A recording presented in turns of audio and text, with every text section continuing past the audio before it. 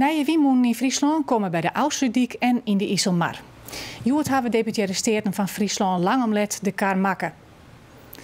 In de IJsselmar komt een wienpark van 350 megawatt en bij de kop van de Oudsterdiek komt een park van 36 megawatt.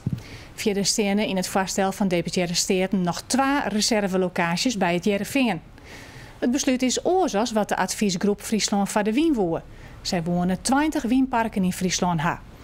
Het provinciebestuur denkt dat met het besluit voldienen worden kan om het doel om 430 megawatt om wienenergie te realiseren.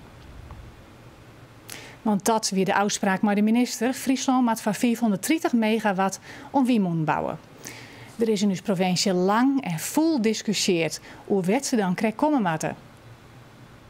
Friesland moet om aan de afspraken met het Rijk te voldoen voor 1 januari 2015 een tal locaties aanwijzen dat wien komen moeten. Begin oktober is er onder leiding van oud-minister Winsemius een adviesrapport uitgebracht. Friesland van de Wien. Een groep experts had naar 22 initiatieven zien. Zo'n wiemoenenparken binnen Koonsrijk, 13 zonen naar de nederige aanpassings echt te realiseren wezen. Jonke wiemoenen op het vasteland, we trekken naar plannen voor een park in de IJsselmar of bij de Oudsterdiek. Het hing het daarmee van af hoeveel moenen er uiteindelijk op het land komen moeten. Hoe dan ook, alle plannen erop een soort discussie op. Tjenstanders en natuurorganisaties lieten haar verskaten keren jaren. Ze staan er gewoon, kerst misschien wel aannemen dat het nergens in Friesland moet. Er is zo volle verzet.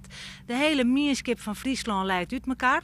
Net iedereen wil die dingen hebben, maar in het IJsselmar is des te kwalijker. Ik denk dat windmolens het beste langs bedrijfsterreinen en grote wegen geplaatst kunnen worden. Want dat zijn de plekken waar het landschap al sterk veranderd is, waar het al lawaaiig is en daar doe je de minste schade. Het vaststel dat deputaire steden nou mee komen is net definitief. Op 17 december moeten de provinciale steden uiteindelijk de knopen terughakje. En dus verslagjouwer Harm Wijster is nu bij het provinciehuis. Harm, nou is het besluit vallen. Er komen alleen nog naar je wiemoenen in de IJsselmar en bij de Oudsterdiek. Waarom hebben deputaire steden je verkeersen? Ja, de deputaire steden gaan alles vanzelfs gewoon op een rietje zetten. Dat rapport van Friesland van de Wien, de coalitieakkoord erbij pakt, hoe de partijen erin staan.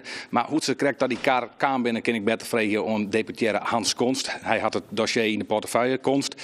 Hoe ben je daar deze kaart kwam? Oudsterdiek en IJsselmar. Nou, te beginnen moeten wij 430 megawatt realiseren. En dat kan op verschillende manieren. We hebben al die manieren op een rietje zetten. Het Wienpark is daar een onderdeel van. Maar een belangrijk onderdeel daarvan wie wat wij van Friesland voor de Wien krijgen hin. En we hebben eigenlijk proberen om een oplossing te kiezen die die 430 megawatt maar zo groot mogelijke zekerheid oplevert. Maar een oplossing waarbij als we rugdoggen aan dat wat wij de oude onder maanden meekregen hebben aan gevoelens die er rondom in Friesland in de minenschip leven. Ik een oplossing die ervoor zorgt dat de coalitie bij elkaar bloot. Want alle eigen wie toch wel wat richten op de FNP. Die een duidelijk standpunt hier. Eigenlijk geen moen op land. Ja. Jouw collega Kramer zei ik viel me net een winnaar. Maar dat is hij toch eigenlijk wel. Ik denk verseveren dat wij eruit komen binnen met dat wat we ooit in het coalitieakkoord uitpraten. Hier ben we alle winnaars. Ik denk, als je heel eerlijk bent, de insteek van de FNP het wist minder moon op het land, minder nijen plakken.